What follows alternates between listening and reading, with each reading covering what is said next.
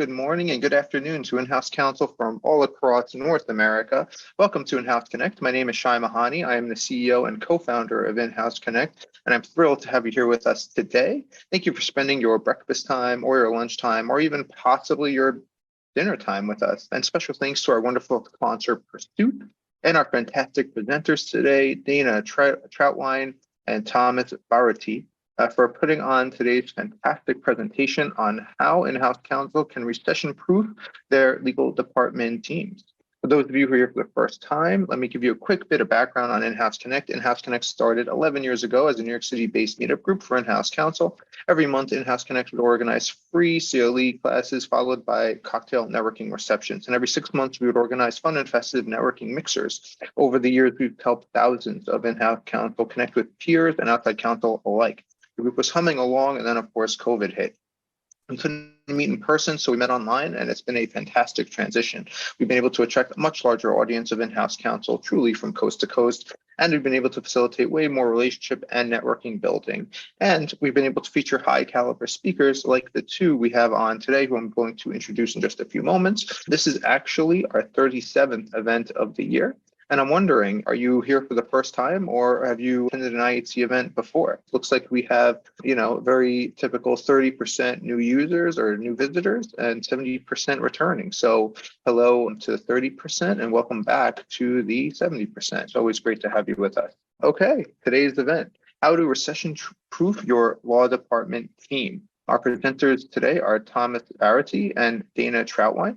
As director of the PERSUIT customer success team, Dayna Trautwein is responsible for ensuring the success of PERSUIT's clients. Dayna earned her JD MBA from Western New England School of Law and is a licensed lawyer in New York and New Jersey.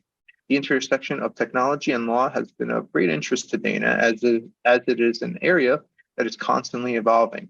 Dayna enjoys working with other legal professionals on the program development and management that ensures that they are making the most of their tools and experience to better support their businesses and clients. Our next panelist is Dr. Thomas Barothy. Dr. Thomas Barothy is a business of law innovator, legal technologist, and the former UBS Global Legal COO. He's a member of United Lex's Board of Directors Strategy Council, member of the Strategic Advisory Board of PERSUIT, a member of the Board of Directors of Interim Legal AG, a digital legal exchange faculty advisor, a member of the ACC Legal Operations EMEA Advisory Board, and a 2021 ACC Value Champion. We are so fortunate to have two experts on saving legal spend and preserving legal budget on with us today to teach us and help us recession-proof our legal budgets for the coming year. And with that, I'll turn things over to Dayna to get us started. Thanks, Shai. Thanks so much, everyone, for joining us today. And thank you to the In-House Connect team for hosting this webinar. As Shai just mentioned, today we're going to look into how you can recession-proof your in-house legal team. So we've been riding this 2-year post-pandemic wave of really stunning financial growth. And now we're bracing for a recession. This can be a worrying prospect, but it also presents some great opportunities for legal departments to right-size their outside counsel spend along with other expenditures. Now, Shai just introduced Thomas and myself, and so I won't spare you further introductions. So let's move ahead and look at what we're going to cover during our time together. We're going to start with the current economic environment and the demand for legal services. But before we move into this discussion, let's kick things off with a poll. So this first poll, on a scale from 1 to 5, how worried are you about a potential recession? Okay, it looks like only a handful of you are not too worried about it. I'm going to let this go for another minute or another few seconds or so. All right. It looks like most of you are 3 and up. So let's really jump into our discussion now to learn how we can mitigate some of those concerns and learn how we can best prepare for this environment. All right, Thomas, thank you again for joining us today. As we know, the current legal climate is wildly different than what it was even just 6 months ago.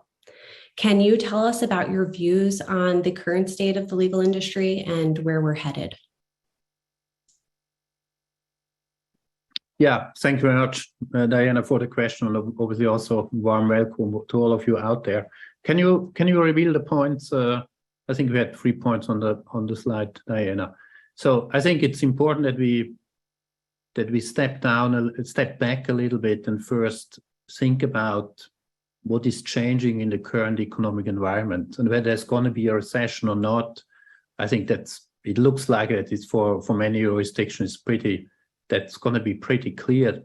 Some economics will probably tell you that's more going to be a technical recession, but anyway, I think that's less important. I think what's more important is to understand what is actually changing right now, and if you assess what's changing for most corporate legal departments, it will likely mean that there's going to be more cost pressure.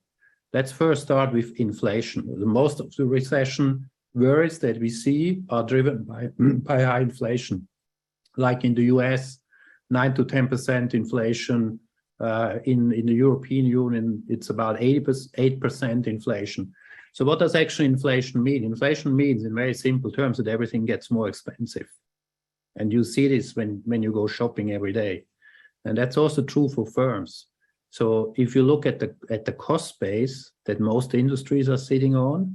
So what I was saying is that inflation first is an impact on the cost side of companies. Everything gets more expensive. That means that the bottom line is actually shrinking, assuming that many companies can't probably raise their pricing fast enough. So you have an impact on the cost side of a company, not only for legal departments, but overall for the firm that you're working for. Secondly, what I think we can also see, and we see this in many industries over the last couple of years, that actually the demand and the complexity for legal services is increasing. So I'm more familiar with the financial service industry. If you think about digital assets, sustainability, greenwashing, e-banking, all of this is really creating very complex demand, or it's creating a demand for very complex legal advice. So, and I think that's something we can see in many other industries as well, that actually the nature of legal services is changing. It's getting more complex, and that also means it's going to be more expensive actually to provide that corresponding legal service. And then thirdly, we have certainly since the pandemic, we had it already before, but I think it was accelerated by the pandemic. We have an increased war for talent, which means it's getting harder to find good people, good lawyers, and due to inflation, salaries will increase.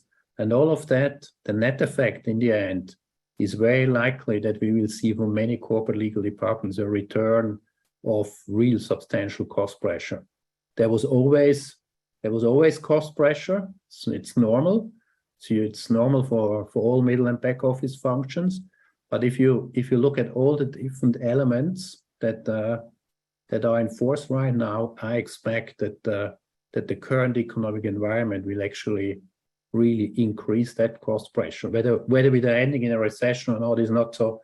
It's in the end is not even so relevant, because we talked about high inflation. That the high inflation is already here, and I'm pretty sure that many of you are feeling that already, and we probably feel it even more from where it usually starts is then from the CFO side. And I think if you read the announcements over the last couple of weeks and months, and we will see that now also in the next round of quarterly profits, which we then can observe, and how share prices will react. The net effect is very likely there's going to be increased cost pressure. One last point, Diana, on the second bullet. I think what's also important to recognize is that high inflation and the recession will also change the demand for legal services. So it's very likely that your corporate legal department, if a real recession hits in, is going to be asked to do real different things. Take in the financial service industry, all of a sudden bankruptcies are going to be likely more important. So it's very important not to assume that changes in an economic environment don't have an impact on what a legal department is actually asked to do. So I expect that also the nature of the demand, the questions being raised by your business, by the business of a corporate legal department will change as well. That's going to create another pressure, because it's not always the case that you might have the resources already to answer these questions and work on these topics. So in a summary, current economic environment is not, it's gonna create pressure on corporate legal departments, in a nutshell, to further improve their costs and I think to accelerate cost management even. Thanks so much, Thomas. Yeah, so we should expect lots of change in what you're maybe even being asked to do with your legal department, especially with the budgeting that you receive for your department in an environment where costs are just increasing in every direction.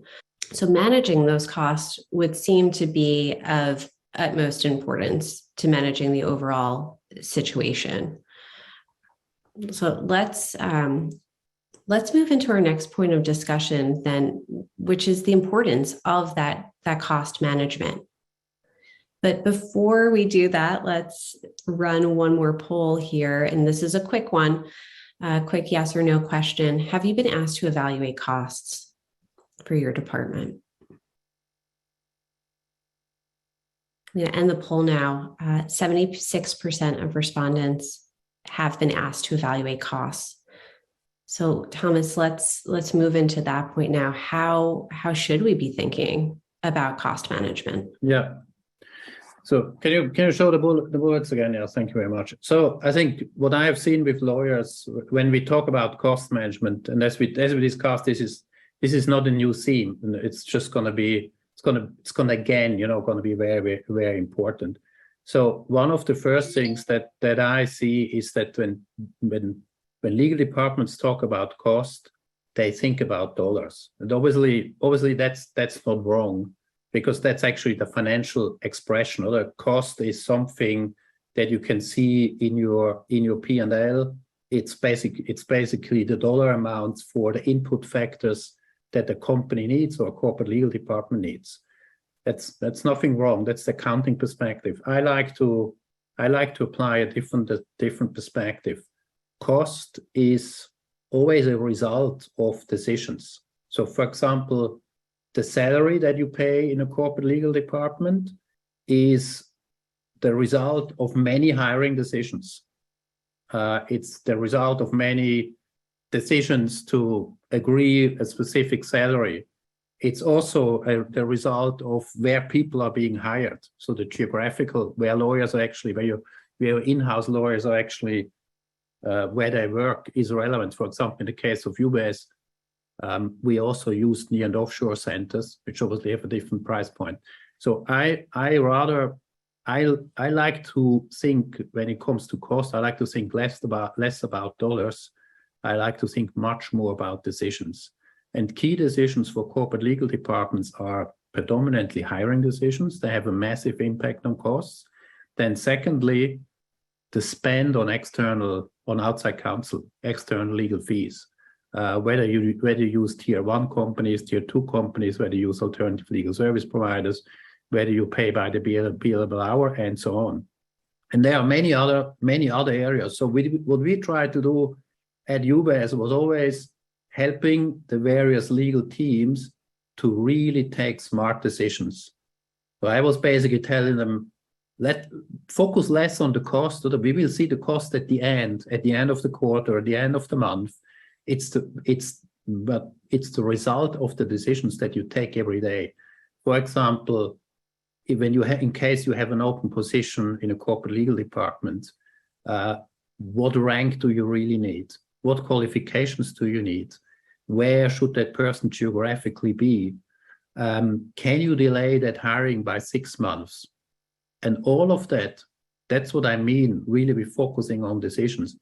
The answer to these decisions have a real cost implication. So it's much more important to think about what are the key decisions that I need to take, or that all my managers actually need to take on a daily basis. If they take smart decisions, it will have a positive cost implication. That's point number one. I will really focus on that. In financial terms, it means basically thinking about the drivers. What is driving a specific key cost line? And what's driving a specific key cost line are always decisions. It's even true for your private life. You know, whether you go on a cruise or whether you take the plane to go on a vacation has a cost implication. Whether you take a 5-star hotel or you know, a smaller Airbnb has a cost implication. So try to go back to the real underlying decisions, and then whether you're a big corporate legal department or small corporate legal department, try to help your lawyers and your teams to take the smartest decisions that they really can. The second point, fixed and variable costs, is quite important. Obviously, usually in corporate legal departments, we have two big cost blocks. One are the costs for the in-house lawyers. If they're all permanently hired, that's basically a fixed cost block. And then you have external legal fees. Again, you can split it between big litigations and then run-the-bank support, which correlates more with the revenues of the firm. But very big litigations, they can have substantial swings, and they're probably more of a fixed cost nature to a certain degree. So it's very important whenever you take decisions also to understand, does that decision relate, or will that decision result in more fixed costs or in more variable costs? And that's particularly important in a high inflation environment, because addressing fixed costs is much, much harder. It's just by nature, fixed costs are much stickier than variable costs. And then another key point is, which people really often forget, is that the timing of your decisions has real cost implications. Whether you take a decision today or in 6 months can have substantial cost implications, particularly again in a high inflation environment. If you decide to buy something today or in 6 months or in 9 months, the price point in 9 months might be completely different. This is just a little example. Goes also the other way around. When you are killing a project which was running for 6 months, 9 months, hasn't delivered anything, these six months will have created costs, which in financial term, a controller or CFO would say that's sunk cost. So time has always a substantial implication for cost. Never forget that you cannot buy time.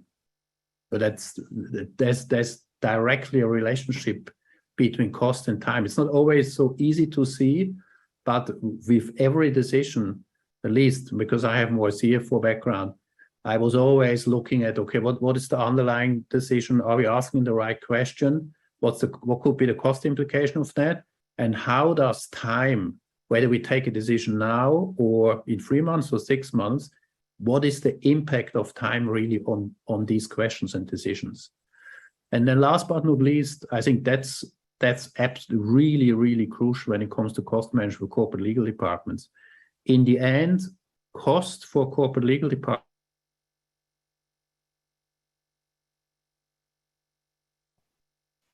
I'll jump in now. It seems like we've lost Thomas again. While we get him back, I'll pose a little impromptu question to the group.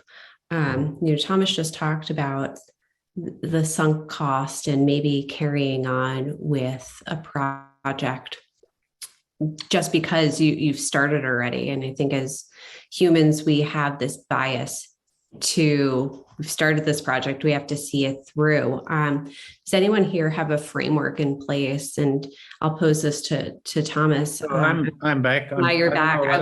I'm getting kicked out of Zoom. That's okay. We were just talking, I was just posing to the group the idea about the bias towards sunk costs when you've started a project already, like you just mentioned, and whether anyone has put forth a framework for making that decision, that tough decision of we've started on this project, and how do we get over the bias of there being a sunk cost already and moving forward with controlling and managing the future cost. So maybe I'll ask that to you when you have a project. No, I had the situation where I had to kill projects, and the sunk cost really materialized. I personally believe if you're absolutely convinced and come to a conclusion that a specific project, that could be a legal tech project or any transformation project, if you come to the conclusion that it's not going to create the benefits and deliverables that you expected, I personally believe it's still better to kill that project. To be really honest and say, okay, for whatever reason we can't achieve this, or we could probably achieve it, but it's going to be much more expensive, and it's not going to create the value that we expected. It's still better to stop at that point, because it's not only the costs that have materialized already to that point. If you don't do this, you just continue to pay and pay and pay with an extremely high likelihood that there's really no outcome. And I know that these decisions are extremely hard. I was lucky in my career, I hadn't to do that very often, but just sometimes it's just better to step back, look in the mirror, and just come to that conclusion, and then you just take the hit. I just wanted to mention on the last point, the configuration of legal services is really important. So with configuration, I mean how are you, and this is a very production perspective, how are you actually producing the legal services for your business?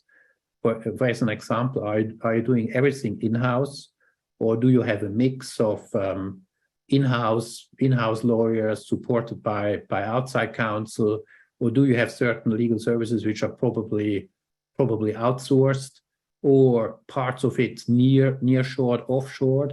All of these questions, so the details of the configuration of a specific legal service, which includes, by the way, also technology and the degree of automation, that has a substantial impact on the costs at the end.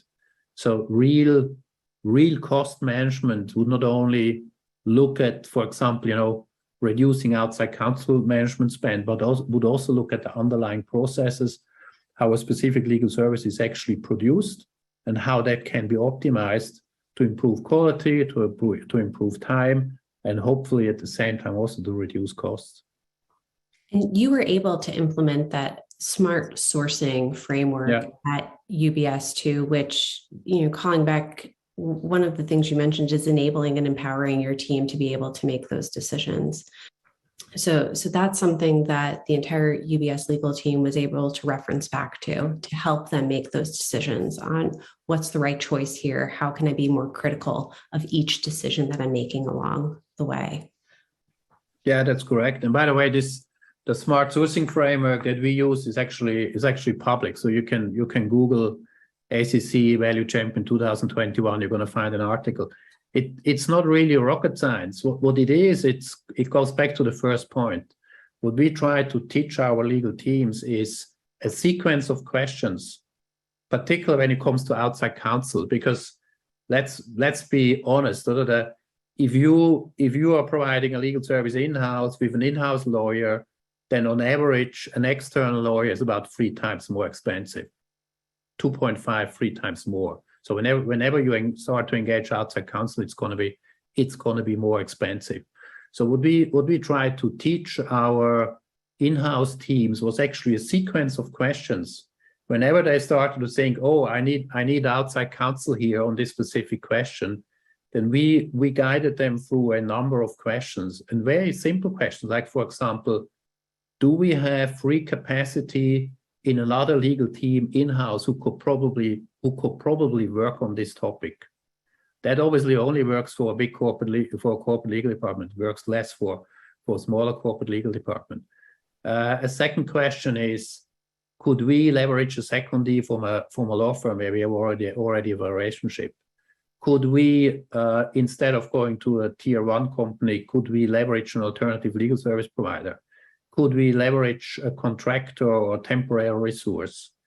Could we, if we need to go on the market, magic circle companies, could we improve the cost footprint by an alternative fee arrangement? So you can start to think about a number of questions. They're all related to, in the end, to a make or buy decision, because often when it comes to legal services, it's really a question whether I'm going to do this in-house, which is make, or I'm going to buy this on the market from a law firm, or something in between. So it's typical make or buy decisions goes back to the configuration. And what we try to improve is that our lawyers would have these questions basically as part of the DNA, so that they would step back before they would kind of pick up the phone and call a law firm partner, which they know, that they mentally would go through these questions and then hopefully come actually to better decisions. And this was designed in a way where we knew if they go through these questions, they will come actually to a better decision, which will actually have a positive cost implication for the firm. And I think this is irrelevant whether you're running a big corporate legal department or a small corporate legal department. You can basically do this in every environment. It's very hands-on, simple questions that people should mentally go through before they're starting to shop on the market and then starting to buy legal services on the market. Excellent. Thanks so much, Thomas. There was a question in the chat, and so I want to confirm. You mentioned that the cost of engaging outside counsel is typically 3x to that of in-house. Yeah, also at least that's what I see I have to be specific. That's what I see in the financial service industry for big corporate legal departments.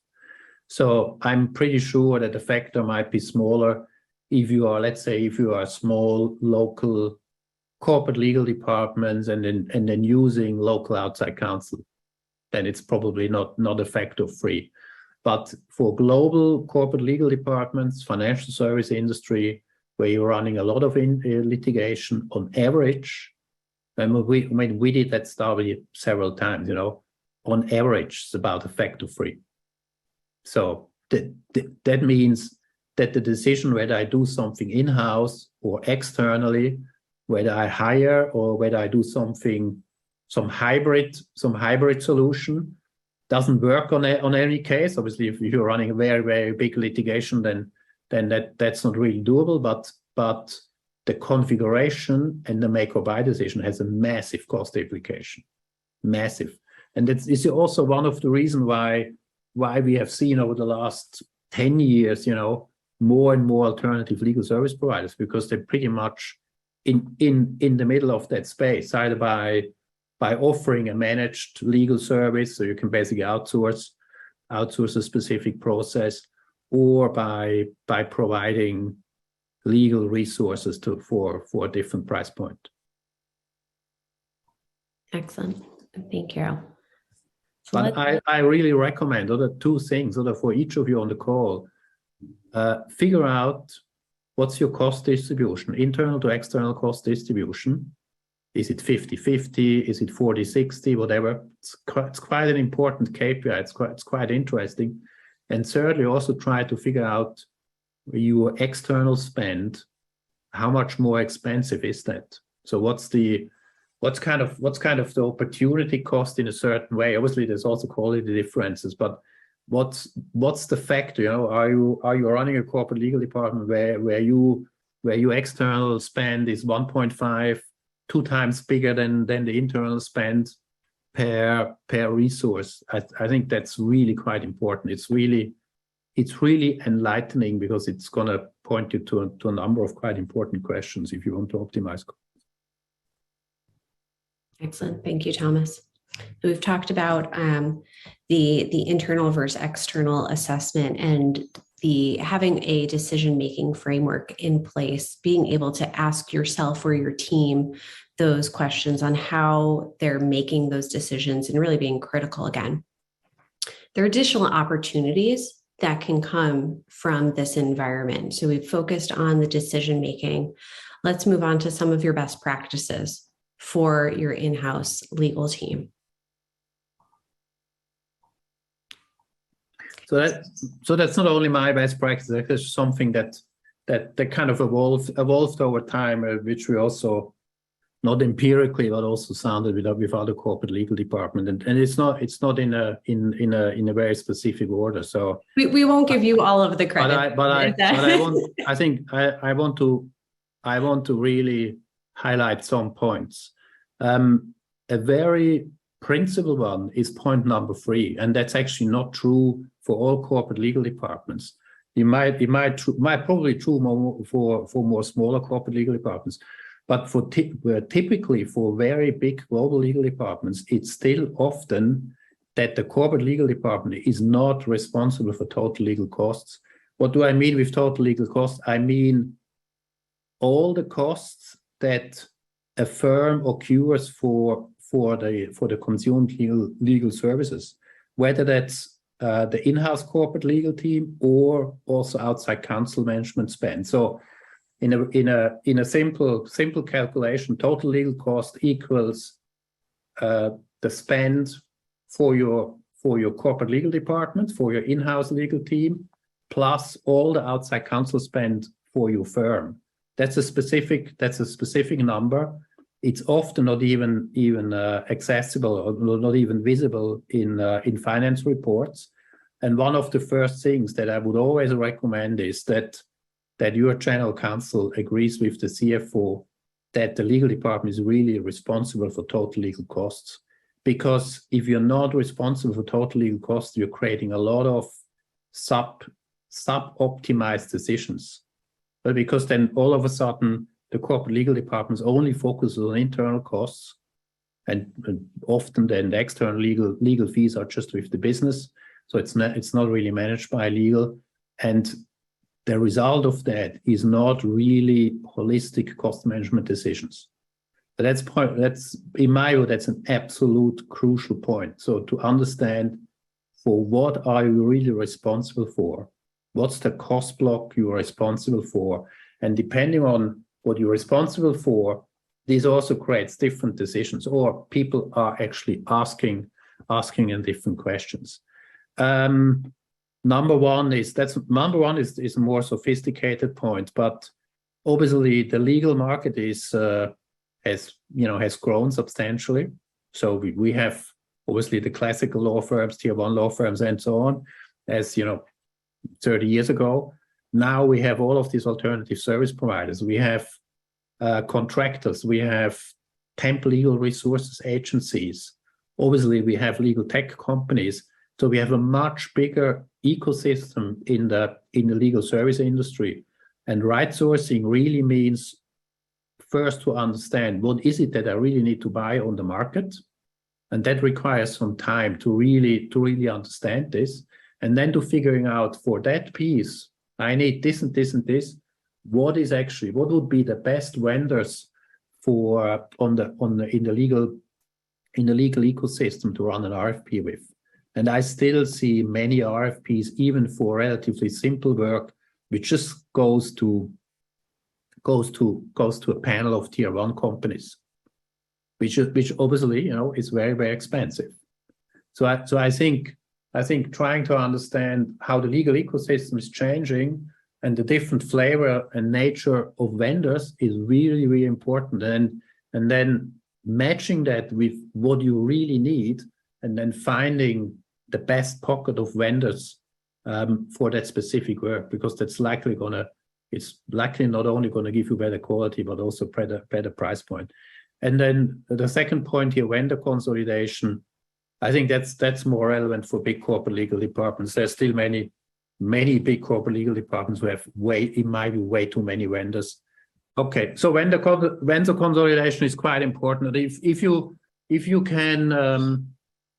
can reduce the number of your vendors, it's going to give you better negotiation powers. It's also easier to handle.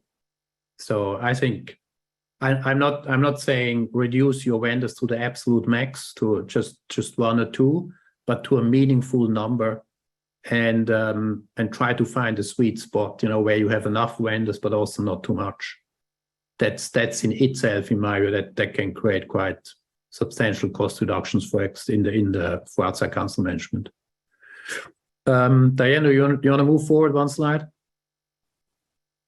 So number four and five, they're both equally important. I think over the last couple of years, particularly alternative fee arrangements, they made a massive step forward. And I think in a high inflation environment, it can be very beneficial to move away from the billable hour.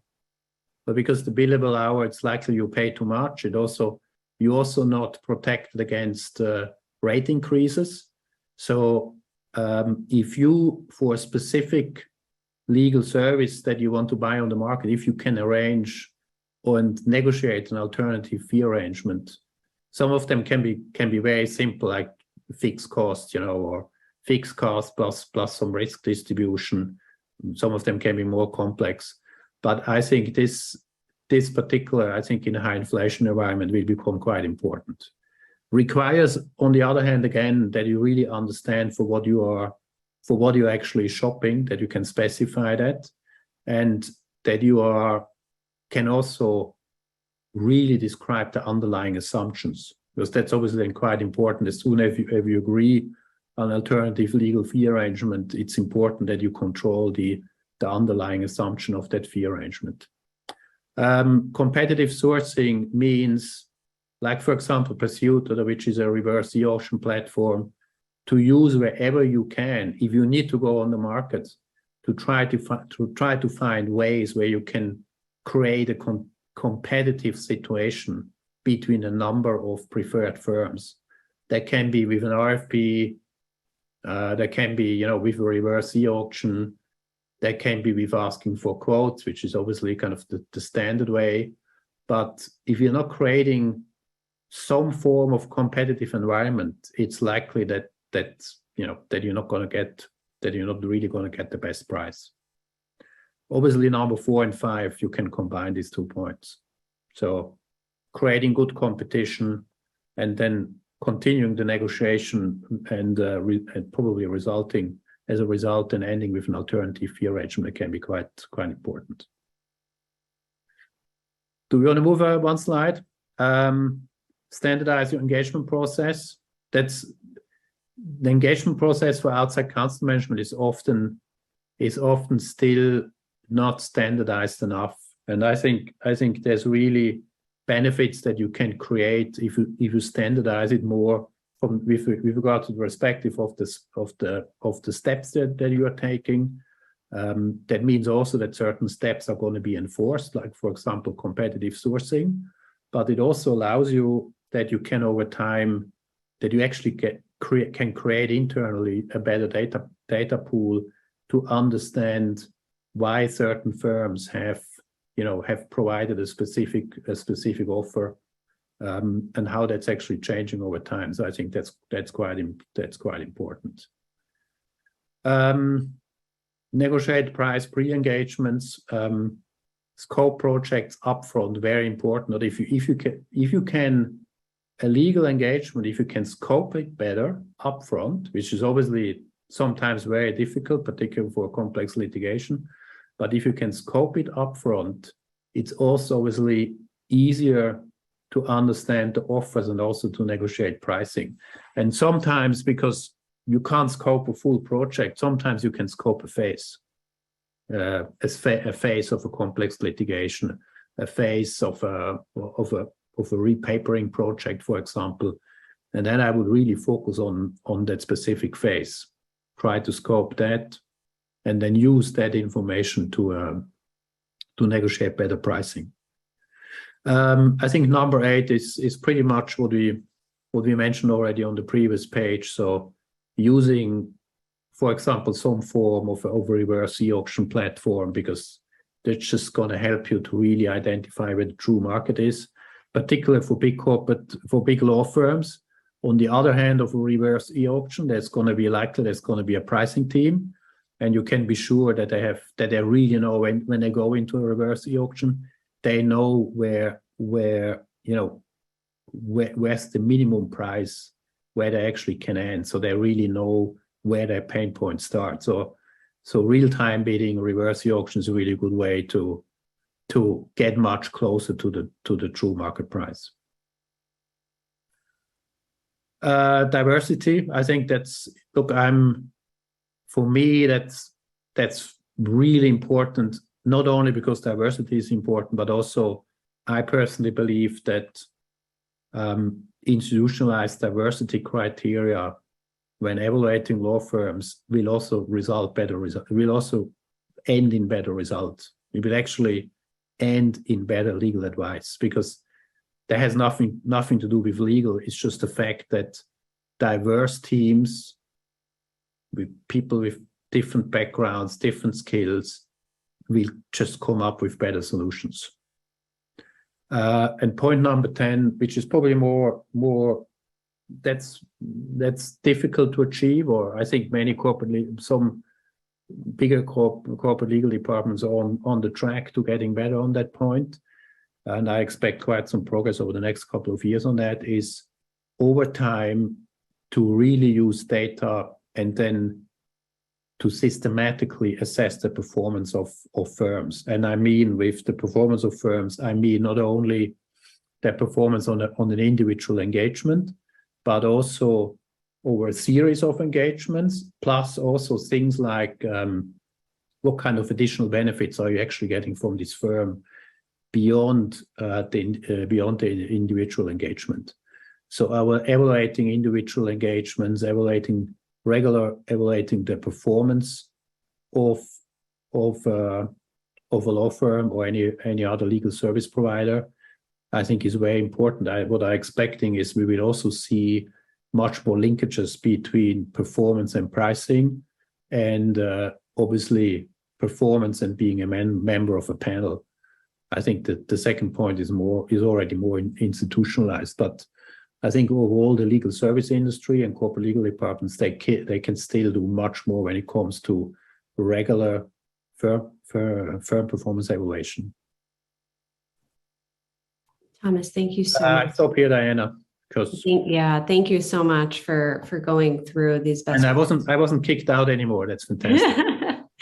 Good. We do have a great chat happening, which really focused around. I'm going to go back a few slides. It was point 3 on cost ownership.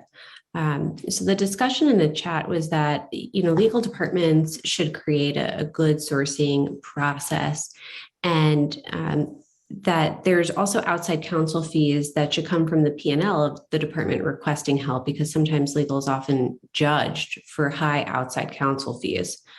So how do you, if legal is owning all costs, how do you develop a framework and a protocol for educating the business on the impact of their requests and decisions? How do you share that information with the business? So that's a really good question. That's obviously the downside. If you're responsible for total legal costs, then you need to be able to explain the fluctuations on outside counsel management spend. But I personally always prefer that situation, because it will result in better decisions if compared to a situation where internal costs for the legal department are completely separated from outside counsel management. Now, the solution, it's not an easy solution, but the solution is, and that takes really time, if to have regular discussions with the business and help them to understand how the demand for legal services has changed. Now it depends. Obviously, that's a very theoretical answer. It really depends on your situation, whether you're running a small legal department or a big corporate legal department, in what industry are you in.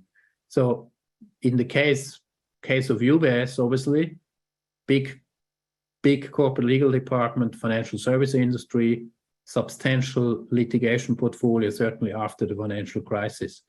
One thing that we did is we tried to help our business to understand how much of the demand is the transaction flow.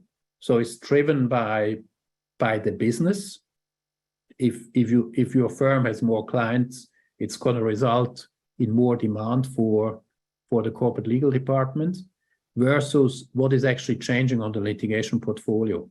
So in my view, you need to really take the time. You need to try to educate and help your business to understand what are the drivers and how are these drivers changing for the underlying legal demand. At the beginning, you probably just do this with slides and with presentations.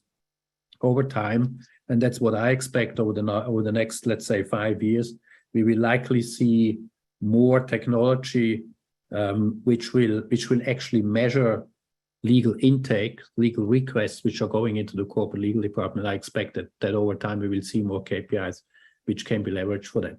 But I would really recommend that you spend the time, discuss with your business on a regular basis, how is the demand changing? What have you seen in the past? What do they expect going forward? Because if you can establish such a discussion, it's also easier to explain them the cost footprint. Someone mentioned already a minute ago in the chat, I think e-billing, all of this of course helps, but it's really a fundamental trying to steer a recurring regular discussion with your business where you talk with them about what's the change of the underlying demand for their legal services, and then putting that into a relation with the cost that you actually see.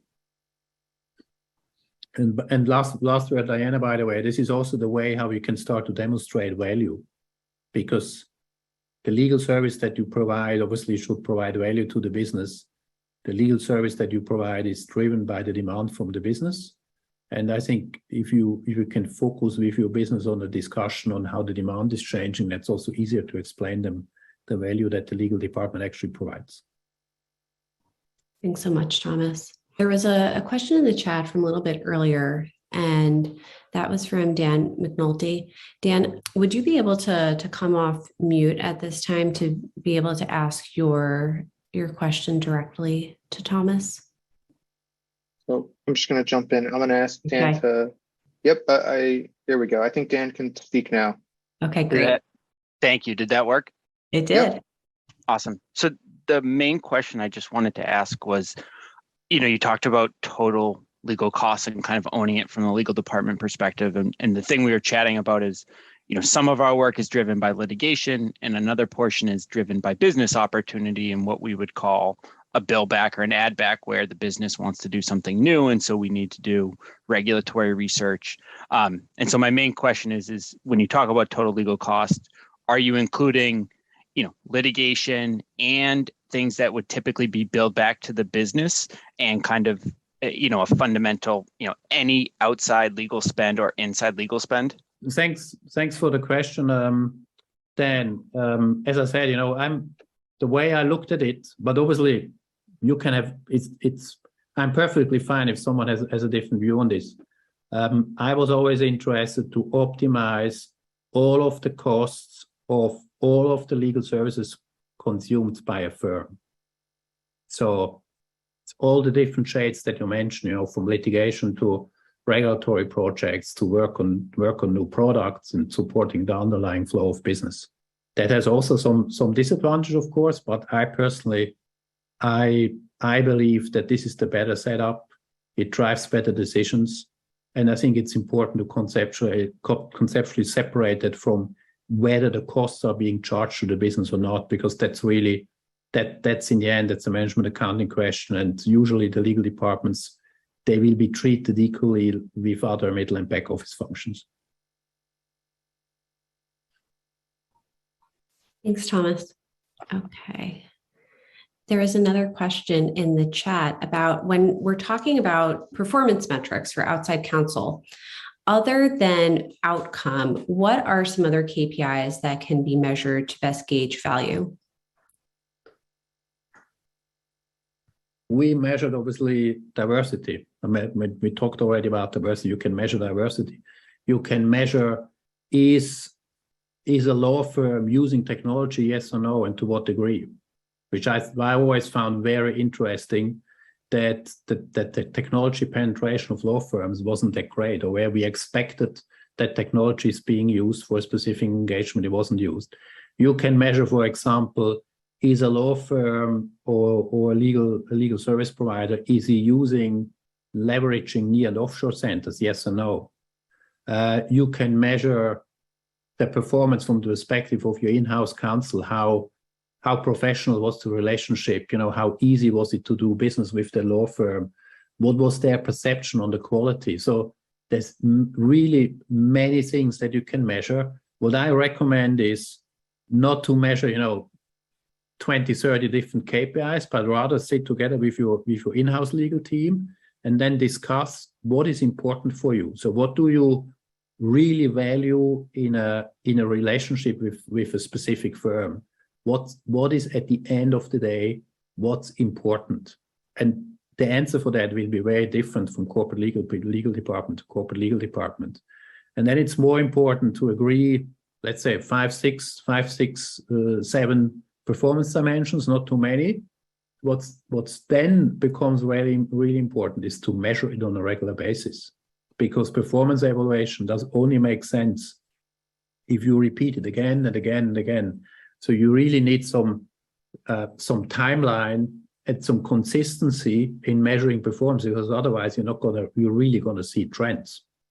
And it's important to see the trends, because you might probably link the results of your performance evaluation with the refresh of a panel. So you could say the result of performance evaluations over a certain time period, 2-3 years, it's going to be one of the criteria that we're going to use when we're going to refresh a specific panel. Thanks so much, Thomas. Now we have just about 2 minutes left in our time. I know that Shai also likes to offer some networking opportunities here. So I'll do one last call for questions before we move into the networking portion of the event. Yeah, so I'll, if anybody wants to stick around and network with Thomas and Dayna and myself and others, you're welcome to do so. Thomas is, I think, broadcasting from overseas, so that probably is why we had some technical issues, but it's always interesting to meet other people. So if you want to stick around for networking, let me know, or we'll do it right after the last question. So any last questions, please submit them now, and I'll turn it back over to Dayna. Okay, we've got one more. We've got another question in the chat. Thanks, Dan. Thomas, can you talk to how you manage the procurement process for legal services? For example, how heavy-handed was UBS's procurement in procuring legal? Okay, that's a fantastic question. It evolved over time, to be honest. So when we started, we did first baby steps, and then after 5-6 years, obviously the procurement process was much more sophisticated. But in a nutshell, we had a dedicated outside counsel management team. So I was responsible for legal operations, and inside of legal operations, I had a small legal procurement team. And we did, depending on the size of a potential engagement, we did centralize some of the decisions. So let's explain it differently. Every lawyer was responsible for procurement, and depending on the size of the engagement, there were different approvals required. And then from a certain size, and obviously we did provide more support from the central team to the specific in-house counsel. So that's more the procurement side. We also implemented e-billing, which I think is very important because it gives you a lot of data. We had a relatively complex procurement process because it was a big global company where you also have a procurement department. So there's obviously alignment with your procurement department required as well. And the main thing that we over time really implemented was this dedicated procurement questions and decisions, what we talked about earlier with regard to the smart sourcing framework, and then helping our in-house lawyers to go through these questions and, as I mentioned, to really take the smartest decisions. So I would not copy that one-on-one. I think it's important that you assess for your specific situation what are the smartest procurement steps that you need to execute internally, probably also in conjunction with other departments like procurement or CFO, and then to design a process where you can let your individual legal teams and lawyers take procurement decisions, but controlled in a certain way or guided by a certain framework. Because that will also then result in some consistency when it comes to procurement. Excellent. Thank you, Thomas. Okay. I don't see any other questions in the chat for now. No, I think that was our last call for questions. I want to thank everyone that's still on, that's joined us today. This has been a great discussion. I love seeing the active participation in the chat. Shai shared the deck a few times and has provided some information for if you need to reach out to Sabrina at In-House Connect for additional information. Feel free to connect with Thomas or I on LinkedIn as well. And Shai, I'll turn it back over to you. Thanks so much. All right. Thank you. Thank you so much, Dayna and Thomas, for the wonderful discussion and the tips and tricks.